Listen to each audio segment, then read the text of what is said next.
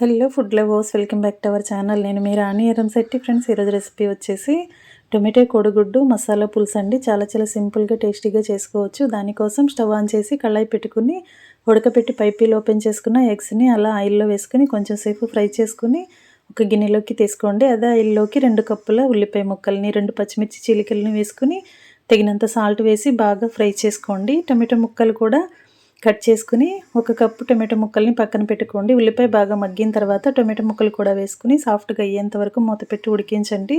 ఇలా బాగా ఉడికిన తర్వాత టేస్ట్కి సరిపడా సాల్ట్, ఘాటుకి తగ్గట్టు కారము, చిటికెడు పసుపు కూడా వేసుకుని తగినన్ని వాటర్ పోసి వాటర్లోకి టొమాటో ముక్కలు, ఉల్లిపాయ ముక్కలు మొత్తం కలుపుకున్న తర్వాత ఉడకపెట్టిన కోడిగుడ్లు వేసుకుని నానబెట్టి చింతపండున్న రసాన్ని కూడా వేసుకుని కరివేపాకు, కొత్తిమీర వేసుకుని ధనియాల పొడి, జీలకర్ర పొడి వేసుకుని సర్వ్ చేసుకోండి. పూర్తి వీడియోని ఛానల్కి వెళ్ళి చూస్తే క్లియర్గా ఉంటుందండి.